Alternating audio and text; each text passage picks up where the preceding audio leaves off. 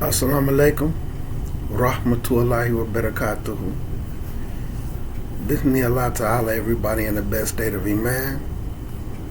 Trying to stay focused, growing this deen, and prepare for Ramadan. So,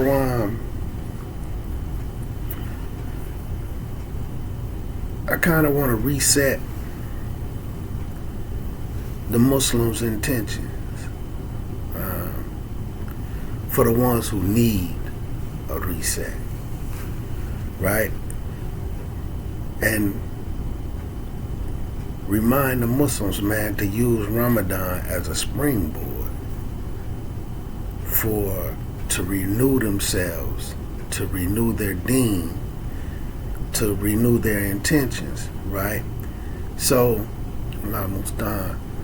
There's an authentic hadith, right, where Rasulullah sallallahu alaihi wasallam states that deeds are done, accepted, based off of the true intentions. The true intention. Like, we can hide our intentions, but we can't hide them from Allah Azza wa Jal. So the deeds is based off of their true intentions. And to give a small example of that so that people can grasp what I'm really saying. So I've seen, like, let's say for instance, you see a Muslim sister for the brothers, or their sisters, right? They see a Muslim brother, and the brother see the sister, and she may be on a bus stop, or she may be walking. He may ask her, do she need a ride? But his intentions is to try to talk to her, to get her number. That's the true intention. A sister may ask a brother for a ride or to do something for her, but her true intentions is this, to see if she can get some attention from him, to see if he will try to talk to her. You see what I'm saying? Or let's reverse it, because her asking for a ride ain't really a good deed. She may offer to bake him a cake or some bean pies or something. Brother, you want me to make you some bean pies or something like that? She offers something. But there's no real sincerity. Her goal is to try to see if she can end up in his life. You see what I'm saying? And that's what their true intentions be. Not the good deed that hides the true intention. So the deeds are rewarded and or you not rewarded is based off of what your true intentions are, right? So with Ramadan coming up, sometimes we have to look at our true intentions, right? But not just Ramadan. This is to reset our intentions. Sometimes when Ramadan comes, people get caught up in focusing on getting their sins forgiven. The different rewards, like I say, if you do this, you catch Qiyam al-Layl, you stand and do Taraweeh, then you can get your sins forgiven for the past year. You catch Qiyam al-Layl, the night, what they call it, the night of power or whatever. Qiyam al-Layl is basically the night prayer. Laylatul Qadr. Pardon me. So they try to catch Laylatul Qadr, right? The night of the Qadr, to have their sins forgiven for the last year and then the previous year. So a lot of people, and then they may do certain deeds to get their fast for Ramadan accepted, and then they may try to, be a better Muslim, which all of these things you should do, right? I'm not going to argue. I'm not going to do this. But why though? Because they're trying to get their Ramadan accepted. They're trying to get their sins forgiven. And it may be some things where they want their life to be different after Ramadan. Like they may want to become a homeowner. So if I fast and I do this during Ramadan, then Allah bless me what I asked for to become a homeowner, right? So these is their intentions. But sometimes we fall into our whole deen. The intentions don't serve us. Like, if you ask, why are you praying 5 times a day? Oh, well, I have to. Or then you look at your true intentions. Some people have a good job and they scared if they stop praying, Allah might take their job away. Some might not have a job and they want one. If I stop praying, Allah won't bless me with that job. Although, don't get me wrong, these are things that you go to Allah for. But our number one true intentions, which we need to correct, is trying to get into Jannah. Jannah is supposed to be what we're trying to accomplish with everything we do.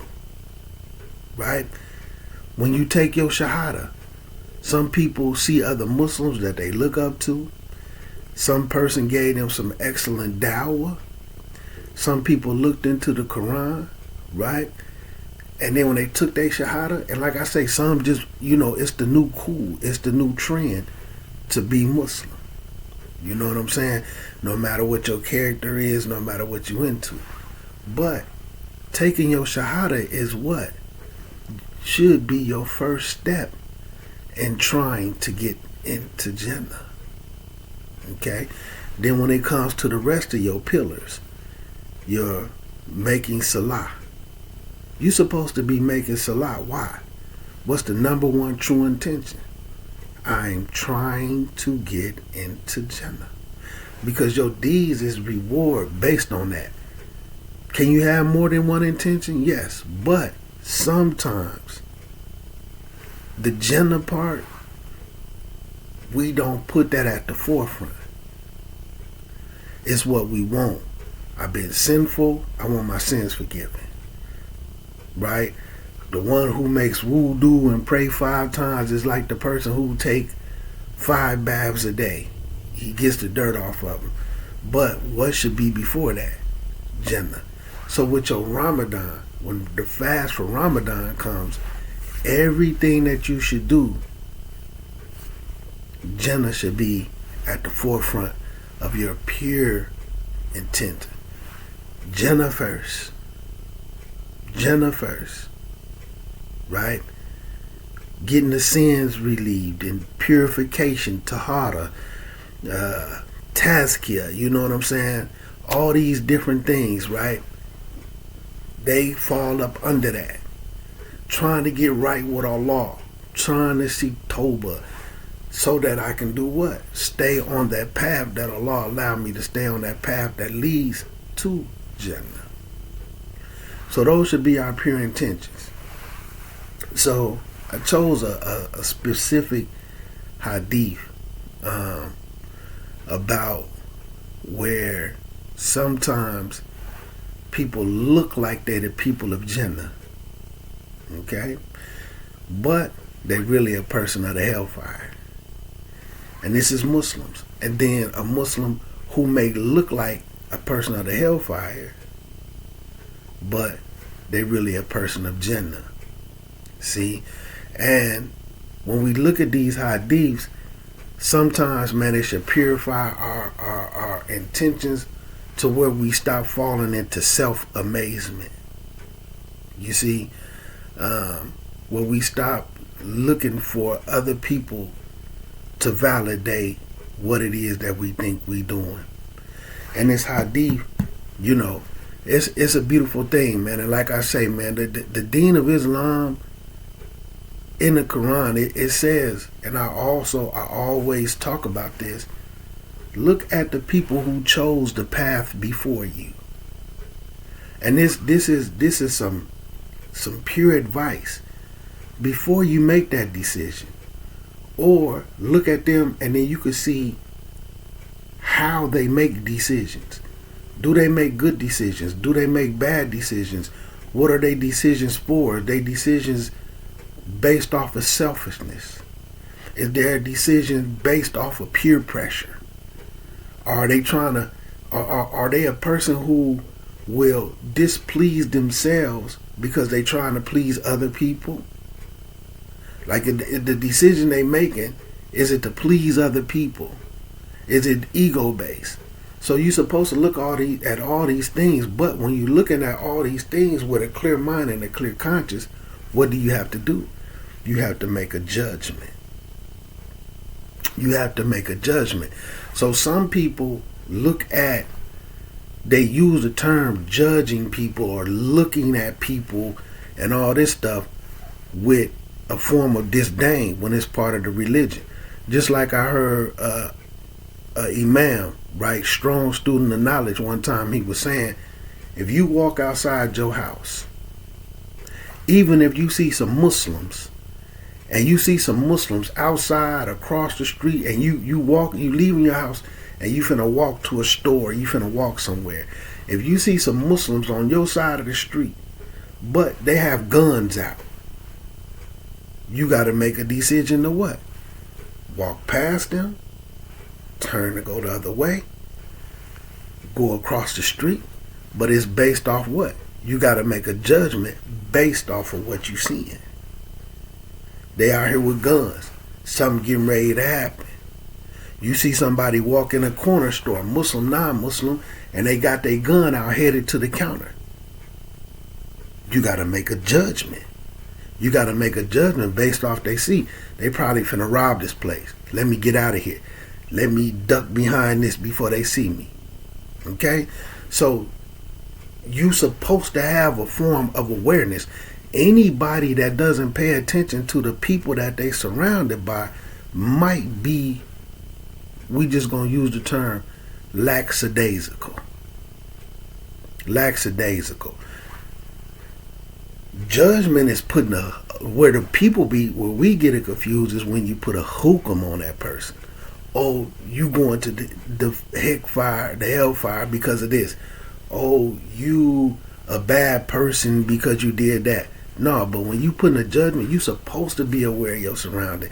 And then if you're a person who's in a position where you're a teacher, where you're a spiritual leader, you supposed to look at the people to where you can advise the people to help them rectify their affairs as a Muslim. You see what I'm saying? But some of us, we can't grasp that concept in Islam, and it's generally because a lot of times we be guilty. And then this person may be speaking about a lot of things that go against us and we don't like it. So therefore, we find fault with that person instead of doing what? Rectifying those faults that's within us. You see? And this is how you'll start to see where there's people that appear to be the people of Jannah, but they really the people of the Hellfire. Then there's people of the Hellfire that appear to be the people of Jannah. And it's based off the deeds and the true intentions. I knew a Muslim, and I spoke about this before, not from a judgment, but this is something that we all can learn from. They was in some hardship. Okay? Their wife was recovering from cancer. They was just coming home from jail, but she was a breadwinner while he was gone. So when he come home, he don't really, he don't have no job or anything, right? And I'm mentioning this because I seen him the other day, and he kind of hid from me. I wasn't gonna say nothing to him. Sometimes you don't really care about, you care because they Muslim, but you're not gonna say nothing. Live your life. That's you. You know what I'm saying? I done said everything I could say to you. So, I'm not going to beat you down or hammer you down every time I see you, but sometimes the simple fact that they see me, and then it's a reminder they don't feel right about themselves. So, he He was in his truck. He kind of hid down like this. He didn't know I had seen him outside. But anyway, it was a Ramadan. He was praying all 20 rakats. And then some of the people who wasn't coming and doing 20 rakats every day for Ramadan, he would drive on them like, y'all see me in here? I'm in the front rows for Jumu'ah. I'm the one who's sitting up here next to the Hafiz. Me and the Hafiz, and I'm saying Hafiz because that's what they say, and that's what he called himself. I know it's Hafiz, okay? But he from India, so he put the Z on there. So everybody call him the Hafiz, right? I'm next to the Hafiz. That's my man. We getting this way. Y'all see me with him. I'm praying all 5 prayers. You see me in the front row. You see me in the ranks. I'm the one calling people to Isha. You know what I'm saying? And these things that y'all see me out here. You see me this and that. They like me. I'm rubbing elbows.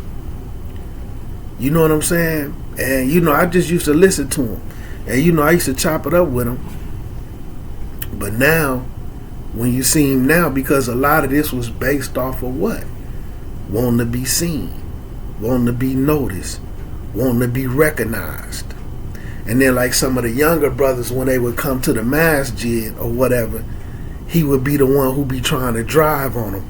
But he's trying to impress the Hafiz. And I'm just saying, not from my judgment or putting something on him, this is what it ended up being when me and him started having conversations. So like young brothers, like it was a young brother, he didn't have no driver's license, okay? And he kept driving, which what he said to him, was accurate, but it ain't what he said, it's why he said it.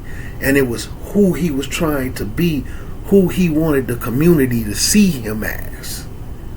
Okay? Now, when you look, Dean completely gone. Fasting gone, prayer gone, but he has more material. In major, extreme, crazy debt. You know what I'm saying? I remember him telling me he can't even miss a day of work. Like he felt like he built his own prison.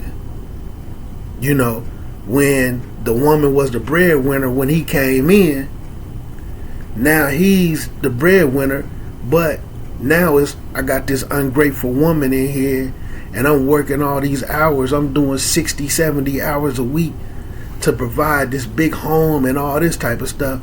Yeah, brother, but that same woman, at one point in time, you was ungrateful. You see? When she was the breadwinner for you. But my point is, he was doing all of this Dean thing, and he started to fall into his own self-amazement. Man, when I'm reading the Quran, I got such this good understanding. It don't just get by me. You know what I'm saying? These are things he's telling himself. But if he sat around somebody with a clear understanding of Quran and tafsirs and all that, or if he get into tafsirs, he'll find what he's telling himself is not accurate. These things is he's telling himself, but this is not how the people view him. I'm not saying he's a person of the Hellfire, but I seen his Dean disappear after time because it was too much showing off, trying to be recognized, trying to be noticed, trying to have a name in the community. And it involved a lot of selling out. It involved a lot of butt kissing. I'm just going to be real. You see what I'm saying? And then once they broke his heart, he disappeared. And I've seen that happen to like 4 or 5 people. Once they ended up breaking his heart, once they end up getting their heart broken, then they switch up on them people. They go back to who they should have been in the beginning. But this is something that looked like Islam, but it's not. Yeah, man, people talk about how I be in the rows doing Taraweeh. I'm standing 20 rakats for 30 days. People always talking about it. No, ain't nobody talking about it. You talking about it. This is stuff you saying. You know what I'm saying? Or other than people who gassing you up that don't do anything. But this plays into this hadith that we finna read. And this is some things, man, that we need to analyze ourselves. Why? Because what did this conversation start off with? Our true, pure intentions need to be, we're trying to get into Jannah. We're not trying to be seen. We're not trying to get recognized. We're not trying to be looked at as a particular individual in the community. Your deen isn't for that. Now look at this hadith. Alhamdulillah. Daki. Okay, so we're going to get into these hadiths, but that's just a last reminders, man. We got to fix our intentions. And like I say, when I seen the brother the other day, he would take it personal if I went to him and say, man, brother, remember you used to be all in the front rows and you standing up for Tarweeh, you all in here, you elbow and elbow with the Hafiz, that's your man, and y'all good friends and all that type of stuff. Like, what's going on, brother? He would take it personal. But at that time when I used to tell him, because some people didn't come to the masjid, and they have valid reasons for not going to the masjid, because there's a lot of bid'ah and stuff in there. It's a lot of things that's not going to be accepted by Allah Azza wa Jal, and no matter how you feel, you're not going to make Allah accept it. It's not Islam. You see what I'm saying? Allah perfected this religion, but because he would be in there, and then he felt comfortable with those foreigners, like they really felt the way about him. You know what I'm saying? But I ain't gonna go into too much details, but I used to tell him, we not gonna become like the people of the church, where some of your worst Christians be the ones who show up every Sunday, and then they look at the ones who might be better than them because they don't come to the church, because they see the corruption, they see the pastor with the Benz steady nickel and dime in the poor people who can't pay their rent, because they putting something in that pot, that's going to his car payment. So they not showing up for certain reasons. And he started to fall into that. And like, I'm able to say this isn't based off of me thinking this. We've talked. I was around him for a very long time, because he came to the point where it's like, man, do you know how hard it is for me to stay on my deen? But yes, but at one point in time, because you was in the masjid and you was talking to certain people who we've been around for years, that we warned you about, that's foreigners, it was to heck with what we talking about. I mean, with the foreigners, they like me, I'm this, I'm all in the front rows, I'm in the ranks, y'all see me. And then trying to drive on all the younger people, hey man, like, and thinking it's impressing them. You didn't do any of that chasing Jannah. Man, I'm this, I'm that. I got on the crispy white thobes. I'm this and that. I'm on a sunnah. But this is the sad and most unfortunate part. He didn't have no knowledge. And he knew he didn't. But when he be around me, he'd be like, man, I never said I know all this. But I'm saying, I done seen this about 10, 15 brothers, man. And if you see them today in 2026, they have to tell you they Muslim. They have to tell you that they Muslim. And may Allah Azza wa Jal protect us all from this. But at one point in time, you deeming too much for the dunya, brother. Just because you in the masjid, that don't automatically make you better than a person who not coming, who's not going to participate in brown nosing and kissing the behind of some people who think you just a penitentiary person and a war of demons person because of the color of your skin. They sitting you next to them just so that they can flunk you. You sitting around getting flunked. You know what I'm saying? It's not impressive, man. It's really, if I'm gonna put it this way, and not in a disrespectful manner, but if we had been at a job and not the masjid, and we wasn't a Muslim, they would have said he was cooning for them people. You know what I'm saying? A teeth shower. You know what I'm saying? Showing his teeth to them people, man. And it's just been a plethora of brothers who stepped in them same shoes, and They Islam is gone. And this isn't a judgment, not saying they not Muslim. I'm Salam, I'm going to do everything. And not to say like I'm a better person than them. But the Islam disappeared, man. Allah took their deen away. And then, or filled their life up with so many problems. After they solved 10 problems, they still got 50 more problems to solve. They got so many problems, they just let the problems be. Forget trying to solve these problems. They just going to be, and hopefully they'll disappear. We gotta correct our intentions, man. We gotta start to purify our intentions, man. All this stuff, man, you can't say you seeking Jannah. You up there, you doing this the wrong way, you doing all these prayers the wrong way, you brown nosing and all this other stuff.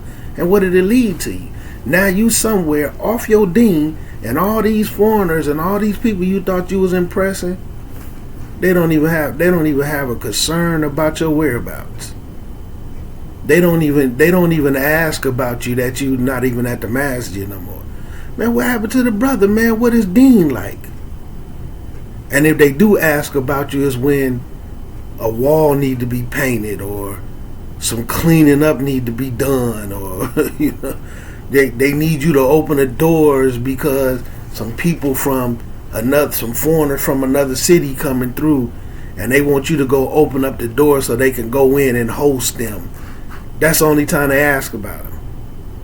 And if you say, "Oh man, that brother Dean, you know, he kind of off of it," and then they consider themselves to be the Tablighi Jamaat, they don't say, "Hey, let's go to that brother's house. Let's go call him back to Islam." They have absolutely not a care or a concern about that brother at all. You deaning for the dunya, brother. And then I see brother time after time after time after again fall into the exact same trap, man. But look at this hadith, man. I'm going to read a couple of them, inshallah. So one, and we're going to use Sahih Muslim, and we're going to use some of the explanations from Imam Nawawi, right? So, and I'm going to paraphrase some of it, just to get through the gist of it, right? So coming from Abu Hurairah, who said, we took part in the battle of Hunayn with Allah's Messenger, sallallahu alaihi wasallam. So Allah's Messenger referred to a man who these people considered to be a Muslim, not a mu'min, but they considered him to be your Muslim, your basic 5-pillar and a little bit above person, right? And the Rasul, they considered him to be a Muslim, a good Muslim, right? And the Rasul said, this brother right here belongs to the Hellfire. So, now this is Allah's Messenger. And I like these type of hadiths and athars because it showed the humanness in them, right? So because of what they thought of him, and because of where the places they seen him at, when the Rasul said he's a person of the Hellfire, they was actually taken aback by that. You see what I'm saying? Like, they wasn't feeling it. There's several hadiths where they have a back and forth with the Rasul about something they thought about somebody else. But he's Allah's messenger, right? So then, when the Rasul said, this brother belongs to the Hellfire. So when a battle raged, the man fought very hard and he was wounded. The people said, O Messenger of Allah, they back with some comeback. The man you mentioned earlier that belongs to the fire has fought very hard and he died. Basically, like, you was wrong. But this is Allah's Messenger. The Prophet said he is destined for the Hellfire. So some Muslims were close to doubting. They wasn't feeling it. As they were in this position, some people said, well, he has not died, but he is seriously wounded. During the night, he could not bear the pains of his wounds, and he killed himself. The Prophet was informed, and he said, Allah is supreme. Allah is almighty, right? I bear witness that I am Allah's servant and messenger. He then ordered Bilal to shout to all people, none but a Muslim soul enters heaven. Allah supports his religion even with a wicked person. So you have these people who say, oh, well, if it wasn't for this Elijah Muhammad, the blacks wouldn't be this way. I'm not going to disrespect that brother, but Allah will support this deen with people that some people may deem to be a person of Jannah. This Muslim fought hard in the battle. He was doing this and that. But was it to be seen? You just have to know more about more hadiths. Was he trying to be seen? Was he trying to impress the people? You know what I'm saying? You're not going to get the reward of the martyr. Let's say he bared the wounds and then he died from them. He would have been counted as a martyr. But instead, he murked himself. Allah's messenger, sallallahu alaihi wasallam, knew he was a person of the hellfire before the battle even started. Coming to another hadith, right? Where it's a little bit more, right? So, Allah's messengers encountered some disbelievers and a battle ensued. A war broke out. So Allah's messenger joined his troops and the other party separated with their army. Among the prophet's men, there was a man who was struck with a sword. Everyone he met, he struck with his sword, everyone he met. So everybody he came across, he put that pain in on them. He killed them, slashed them, maimed them. You know what I'm saying? He did something to them, right? So people said, no one today as much as so-and-so. Nobody got busy like dude. He took care of business like no other Muslim out here, right? The Prophet said, yet he is still one of the people of the hellfire. One man said, well, I will watch him very closely. He went close to him, and when the man stopped, he stopped. He basically shadowing him, because he wants to see what makes this person a person of the hellfire, right? And when the man ran, he ran with him. The man was then seriously wounded, this still during the battle, and he precipitated his own death. He took his own life. He placed the blade of his sword on the ground and its edge on his own chest. So he laid it, y'all get it. And he pressed himself into his sword, killing himself. The person went back to Allah's messenger and said, I bear witness that you are indeed Allah's messenger. The Prophet asked him, what makes you say so? He said, it is about the man you mentioned earlier to be the one of the people of the hellfire. And people felt that was strange. Okay? They was indifferent about it. They wasn't feeling it. I told them that I would check his case. I went close to him until he was seriously wounded. He precipitated his death, placing the blade of his sword on the ground and the edge on his chest, and pressed himself into his sword, killing himself. The Prophet then said, a person may appear to be the people of Jannah. They may appear to do the deeds of the people of Jannah, right? But they really be people of the hellfire. And another may appear to do what the people of the hellfire do, but really they are one of the people of Jannah. You see what I'm saying? There's more hadiths on it. So sometimes, man, you look at people like for instance, you have a Muslim who gonna say, I'm not gonna participate in that. We not gonna participate in that. The Muslim, during these circumstances, these Muslims have to be dealt with in this type of a way. Other people will say, no, I don't think Muslims should be treated that way. But you will see these be the type of Muslims that waver a lot. Like, let's say, for instance, we got a class. We doing a class, right? And the person's trying to teach the class and uplift the Muslim, and then no knock to a person, but this is about character. How, looking at the characters and the actions of the people is a lost art. But they'll go get somebody who's a Muslim who's an alcoholic, drug dealer, not saying he could be right or wrong, crazy alcoholic, all type of car crashes and different things from being drunk and doing all type of other little stuff, just got a whole bunch of things going on, and then they want to come try to dictate how the class is supposed to go when they don't even know anything. You see what I'm saying?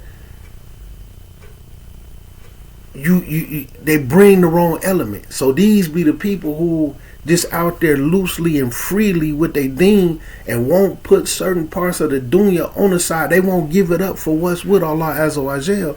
But those be the ones who saying, oh, I don't think you should be like this with the Muslims. And they will play with their own deen. They will play with their own Jannah.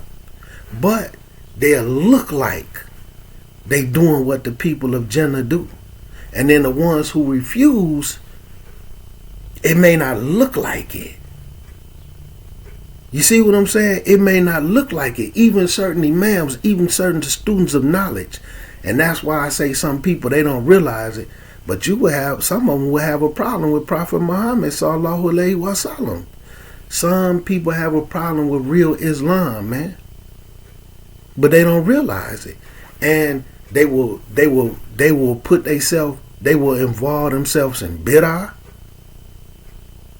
to please people. You know what I'm saying? They will go against what all, like I'm telling you, I done seen Muslims say out of their mouth to me, I know Allah said don't do this. I know that the Prophet Muhammad, this is how he did it. But I'm going to do it anyway because I'm with the brothers. I don't want to cause any riffles in the masjid. This is for the betterment of the community. What's going on with you? And I'm not talking about this. What's going on with you that you think going against Allah and His Messenger is going to make the community better? When you have a whole community that's teaching people to go against Allah and His Messenger. And now you partaking in it. These brothers partake in it, man, because they don't have the heart to do otherwise. But they tell themselves, and I'm not putting them in a place. You look like you're doing the deeds of Jannah, but you're not, man. You're not. You see what I'm saying? All we have to do is throw it up against the Quran and the Sunnah. If Prophet Muhammad and his companions walk in this masjid and see y'all partaking in bid'ah and deviance that you know is bid'ah and you know is deviant, what they gonna do? What they gonna say to you? What Prophet Muhammad and sallallahu alaihi wasallam, what he gonna say? What they gonna say to the whole community, man? And then you have these brothers and sisters sitting around talking about, oh, well, we just doing it anyway. We following along. You know what I'm saying? We just being good old boys and good old sisters to make the community better. This is how we help one another. What? How's that going to sound? But then fix your mouth to say, I know Allah said we don't do this. I know that the Prophet didn't do that and this is how he did it. But I'm going to make the conscious decision to do this so I can be friends with everybody. But then the people who refuse, oh no, that ain't how a Muslim's supposed to be. See, that ain't no good Muslim there. Those good Muslims is haughty. They think too much of themselves. Why? Because they refuse to go against the Quran and Sunnah to please Ahlul Bid'ah, to rub elbows with Ahlul Bid'ah. No, you give them their rights as a Muslim. You advise them, you holler at them. But if they choose that this is the path that we're going to choose, if Allah leaving them on that path, there's nothing you can say to take them off of it. You see, it's just unfortunate, man. And like this hadith say, and we could go into the Quran ayats, man, where Allah Azza wa Jal say they're going to choose error over guidance. Instead of choosing what guides them, They're going to choose what misguides them. And then, like it said in the Quran, and they think what they doing is right. They think what they doing is right. So like I say, some people may look like they doing the deeds of the people of the hellfire. I'm not finna come partake in that. But it's clear bid'ah, not just something that's labeled as bid'ah and deviance because you don't like the imam that's there, so we gotta label them so nobody else will go. No, we talking about real deviance, disobedience to Allah Azza wa Jal, changing it, forcing the people up on it. This is not this, and then partaking in it. And like I say, man, I see people who do it and make excuses for it, and then years down the line, they can't even practice Islam properly, man. But what's some of the reasons? Is because they wasn't practicing Islam properly to begin with, trying to be seen, showing off, self amazement. You know what I'm saying? Look at me, I don't understand this, and ain't took not one class.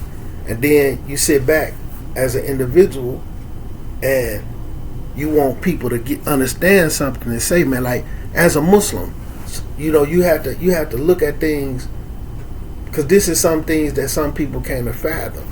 Imagine Muslim communities where nobody who's in a leadership position is educated. There's no classes. There's no system being brought up to bring classes. Not even like the Kufar, where they used to have like Bible study, and they had the kids just reading from the Bible or little kid Bibles, and then they gave their own interpretation.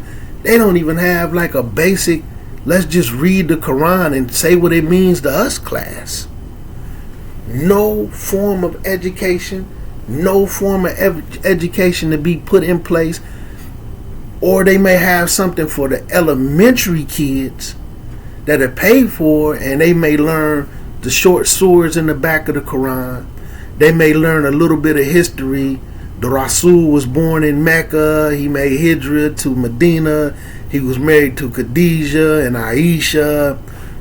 These little things. But how to practice your Islam, how to push your deen to the forefront and be Muslim in practice and not just in theory, not just a lip service Muslim, there's none of that. There's none of that. And then you mix in a little bit of bid'ah, a little bit of Shiite belief, a little bit of Sufi belief, a little bit of this particular African American belief, some Nation of Islam, Moorish American, Vice Lord, Black Peace Stone, BD Islam mixed into a big ball. It's just like, you just have to feel sorry, man. And then nobody want to take the steps to remove themselves from this circle of ignorance. They just figure out how to keep themselves in it because they somebody in this circle, man. They somebody, everybody's striving to be a circle. I mean, to be somebody in these circles, man. But what is this for? We need to readjust and refocus our intentions and put seeking Jannah first, man. And seek Jannah first. You understand what I'm saying? When you know that the Rasul Sallallahu Alaihi Wasallam stated a couple of hadiths. One hadith where he advised the Muslims, a day is going to come where you're going to see much differing. Right now, it's hard for me to think of an issue in Islam where there isn't a difference of opinion, all the way down to eating pork or not. Now, it's actually a difference of opinion on if you can eat pork. As long as it's in candy, as long as it's in whipped cream, as long as it's in your crackers, as long as a small percentage of it might be mixed in that Slim Jim you eating, but it's grinded up, it's no longer the pork, it's the fat. That beef stick you eating with a pork casing, or whether it's just a pork casing, when you cook it, it ain't the actual skin. It's a difference of opinion on if you can eat pork. But what the Rasul say, when you meet these times and you ain't find nobody this and that, what you do? You go deen by yourself, man. Even, you know what I'm saying? Even if you had to go live off in the woods and survive off the root of trees, you go deen by yourself. And some people who in these corrupt masjids and not trying to change the corruption, they partake in the corruption and say that they doing Allah's will. But the ones who say, man, I'm just gonna go deen by myself, man. These days have come. I go deen by myself, like the Rasul say, like what's in the Quran, what the Quran teaches us, and what comes from the tongue of Allah's messenger. That Allah Azza wa Jal didn't correct him in the Quran for telling people that this day is going to come. And when you meet that day, if it's in your area, if it's in your city, and you can't make hijrah, or you can't move to a place where it's not like that, what are you supposed to do? Deen by yourself, man. But some people can't understand that concept. They'll fold to corruption if it make them look good, man. If it make them look like a somebody, man. They will disobey Allah and His messenger to rub elbows. It's too many hadiths on it, man. It's another hadith which became my favorite hadith. And when I found out the hadith was about Abu Dhar, he became my favorite companion. When I started to study the life of Abu Dhar. Abu Dhar was a Muslim who got it in by himself, man. He got it in by himself. He deened so hard by himself. Abu Dhar is going to be raised all by himself. Rasulullah sallallahu alaihi wasallam said Abu Dhar is going to be a Muslim who's going to be raised all by himself. You take all the billions up on top of billions of people who passed away, and everybody going to be raised up together on the day of Yom Kippur. The Muslims over here with the Muslims, the Christians over here with this and all this type of stuff, right? Abu Dhar going to be somewhere by itself where nobody else get to see it, man. You know?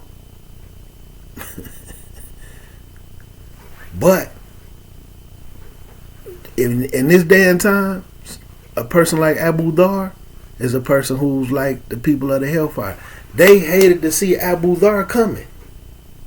When Abu Dhar showed up to the masjid, what is this stuff y'all doing? Man, the Prophet would have never done this. You know what I'm saying? Even certain times when the Rasul was alive, Abu Dhar used to go just live in the masjid. Sleep on the floor, the dirt floor, and it used to annoy people. And the Rasul said, you know, after I'm gone, you know, or if you go to another city, what you going to do if the people start to jump on you and start to harm you? Man, I'm going to fight them till I die or until they gone, basically. Me paraphrasing. I'm going to get busy with them. So the Rasul told them, you know, move this way. This would be better for you. This is more worth. This right here, this advice I'm giving you is closer to Jannah. So that's what Abu Dhar did. To the point where the Muslims got to a certain way, and I'm going to get to the hadith, that he asked the Khalifa, hey, that little land over there, that little hillside up there, that little mountain over there with that valley, man, let me just go be there, man. Because they wanted Abu Dhar to take a position. I don't want to have nothing to do with this way y'all practicing Islam, man. And it was a hadith where the Rasul said a day is going to come where a man is going to want to, his best property might just be his sheep. That's what he live off of. He live off their milk and he live off their meat. And his wife and whatever his best little property, and he's going to want to flee away from everybody so that he could be alone with his deen. So he could be alone with his deen. A day is going to come when that's going to happen. But the ones who are in the situations where those measures is already there, they the bad Muslims who do what the Quran and Sunnah they tell them to do. Can you imagine that? Can you imagine that? So, man, use Ramadan, man. I'm going to end it how I started, man. Use Ramadan as a springboard to start to make your intentions for Jannah first for everything. I want to get married, but I want my marriage to lead me to Jannah. Not some people, what's their first basis? I want to protect my private parts. I'm tired of being alone. I'm tired of paying my own bills. Jannah, Jannah, Jannah. Even if you, with your employment, when you get your paycheck, I'm working so that I can further the cause of Allah Azza wa Jal. I want to feed the poor. I want to educate myself Islamically so that I know my deen. I'm going to take a portion of my money and buy books. I'm going to take a portion of my money and take classes. This is spending in the cause of Allah. All of this is helping me get to Jannah. What they say, like a person of knowledge, right? The path of knowledge widens the path to Jannah, man. So I'm going to take my money and use it to educate myself, right? This is spending in the cause of Allah. Then I want to sit down with some people, and when I talk to the people, I know what I'm talking about. I could do this and that. Because some people think you could just pick up a book and go like this and say, well, the book say these words right here. That they might not understand it. And then you might not understand it either and be like, well, I never said nothing wrong. But you can't help them understand it. You could have just handed them the book and let them read those couple of words. They probably would have got a better understanding. It's just like taking a math book. You give a kid a math book, and they only know how to do 1 + 1, 2 + 2. And then they see something, they know it's a 5, they know it's an X, then they know it's another 5, and they know it's an equal sign, so they know how to say 5 × 5 equals. But they can't say 5 × 5 equals 25. But they can tell you that the book says 5 × 5 equal. You ain't did nothing. And then sometimes people fall into this type of stuff. Why? Because they trying to look like something that they not. They want people to view them as something that they not, man. Not to try to see Jannah. Not for this and that. But then they tell themselves, they fall into self-amazement and tell themselves that they doing something grand. Nah, man, you just leaving the people stuck. You can't get them over the hump. Because you know how to pick up a book and say, look, it says right here, 5 × 5 equal. They don't understand it. You don't understand it. But you keeping them away from bumping into somebody that could tell them 5 × 5 equals 25. And this is why 5 × 5 equals 25. And what's the significance of the 25? It's this, and this. And this is how I plan the deen. And right here is the Quran ayat to prove what I'm saying. Here's the hadith to prove what I'm saying. And then here's the people that the Rasul taught, who was considered to be part of the Salaf. This is how they understood it after the Rasul explained it to them. But we running around too much. Look, right here it says 5 × 5 equal. How can I be wrong by telling you exactly what the book say? Gotta be careful, man. Because what? These, and ain't nobody putting nobody in no place, but these is not the actions of the people of Jannah. But it may look like it. Assalamu alaikum rahmatullahi barakatuh. Renew your intentions, man. Jannah first, Jannah first, Jannah first. This Ramadan, I'm fasting because I want Jannah. Because these is rewarded based off of your pure, true intentions. I'm fasting because I want Jannah. I'm praying, I'm standing doing Taraweeh because I want Jannah. I'm praying 5 times a day. I'm starting this back up. I'm doing this even if you only had the strength to pray 1 time a day. I'm doing this because I want Jannah. I'm reading these books because I'm trying to obtain the knowledge to do what? Seek Jannah. And then everything else fall after that. I'm trying to get forgiven for my sins. I'm trying to get a house. I'm trying to get married. I'm trying to have money. I'm trying to start a business. All of that falls after the number one goal is I want Jannah. I'm going to read this Quran 30 days. Every day I'm going to read my jewels of the Quran. Why? Because I want Jannah. Assalamu alaikum warahmatullahi wabarakatuh.